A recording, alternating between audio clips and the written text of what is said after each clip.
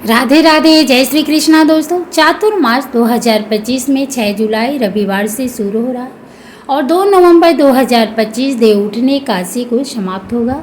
यह 4 महीने की अवधि देवशयनी एकादशी से शुरू होकर देव उठने एकादशी तक चलती है, जब भगवान विष्णु क्षीर सागर में योग निद्रा में चले जाते हैं। चातुर्मास का महत्व। चातुर्मास का हिंदू धर्म में विशेष महत्व है। इसे आत्मसंयम, तपस्या, साधना और भक्ति का समय माना जाता है। इस दौरान किए गए धार्मिक अनुष्ठानों और पूजा पाठ से विशेष पुण्य की प्राप्ति होती है। इसके मुख्य महत्व इस प्रकार हैं। भगवान विष्णु का विश्राम। माना जाता है कि इस दौरान भगवान विष्णु योग निद्रा में होते हैं, जिससे शुभ और मांगलिक कार्य जैसे विवाह, मुंडन, गृह प्रवेश आदि नहीं किए जाते हैं। आत्मा की उन्नति। यह काल आत्मशुद्धि, ध्यान और साधना के लिए अत्यंत शुभ माना जाता है। लोग इस दौरान अपने जीवन में संयम लाने का प्रयास करते हैं। स्वास्थ्य लाभ। वैज्ञानिक दृष्टिकोण से भी इस अवधि का महत्व है, क्योंकि वर्षा ऋतु में पाचन शक्ति कमजोर होती है और भोजन जल में बैक्टीरिया की संख्या बढ़ जाती है। इसलिए इस दौरान खान पान में संयम रखने की सलाह दी जाती है। दान पुण्य।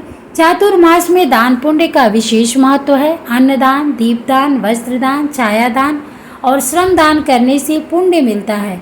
चातुर्मास के नियम। चातुर्मास के दौरान कुछ विशेष नियमों का पालन करना चाहिए, जो इस प्रकार है। मांगलिक कार्यों पर रोक। विवाह, सगाई, मुंडन, गृह प्रवेश जैसे सभी मांगलिक कार्य इस दौरान वर्जित होते हैं। एक समय भोजन। कई लोग इस दौरान दिन में केवल एक बार ही उत्तम भोजन ग्रहण करते हैं और रात्र में फलाहार कर सकते हैं। भूमि शयन। जमीन पर सोना या फर्श पर शयन करना लाभदायक माना जाता है। ब्रह्मचर्य का पालन। इस दौरान ब्रह्मचर्य का पालन करना चाहिए। खान पान में संयम। मांस, मधु, शहद, गुड़, तेल, दूध, दही, बैगन, साग, पत्ते, अनार, नींबू और नारियल जैसी कुछ वस्तुओं का त्याग करने की सलाह दी जाती है। सूर्योदय से पूर्व उठना। सूर्योदय से पहले उठना और नित्य स्नान करना शुभ माना जाता है। मौन और सत्संग। अधिकतर समय मौन रहना और साधुओं के साथ सत्संग का लाभ लेना चाहिए। क्रोध, ईर्ष्या का त्याग। क्रोध, ईर्ष्या, असत्य वचन, अभिमान आदि भावनात्मक विकारों से बचना चाहिए। यात्रा से बचें। यदि व्रत धारण करके नियमों का पालन कर रहे हैं तो अनावश्यक यात्रा से बचना चाहिए। केश कर्तन निषेध।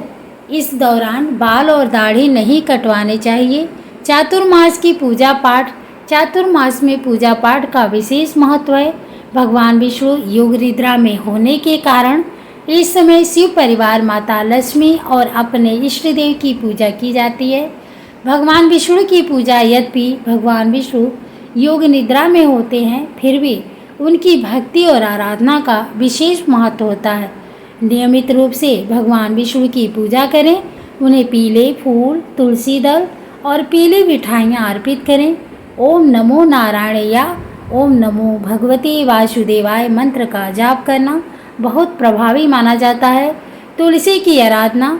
चातुर्मास में तुलसी की आराधना का भी विशेष महत्व है। सूर्य और मंगल की उपासना।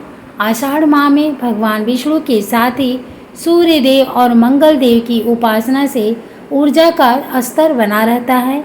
देवी दुर्गा और हनुमान जी की पूजा। इन महीनों में दुर्गा और हनुमान जी की पूजा करने से दुगना फल मिलता है। शिव परिवार की पूजा। भगवान विष्णु की शयन के दौरान भगवान शिव धरती के संचार करते हैं, इसलिए शिव परिवार की पूजा का भी विशेष महत्व है। सत्यनारायण व्रत कथा। हर रोज सत्यनारायण व्रत की कथा सुनना चाहिए। विष्णु सहस्त्रनाम और शिव चालीसा। विष्णु सहस्त्रनाम और शिव चालीसा का पाठ करने से जीवन के सभी कष्ट दूर होते हैं और धन धान्य की कमी नहीं होती। पूजा पाठ करते समय सर्वप्रथम देवशयनी एकादशी के दिन भगवान के सामने हाथ जोड़कर संकल्प लें कि आप चातुर्मास के नियमों का पालन करेंगे। अपनी शक्ति और सामर्थ्य के अनुसार एक या अधिक नियमों का पालन कर सकते हैं। दोस्तों वीडियो अच्छी लगे तो लाइक करें, शेयर करें, चैनल को सब्सक्राइब जरूर करें। धन्यवाद।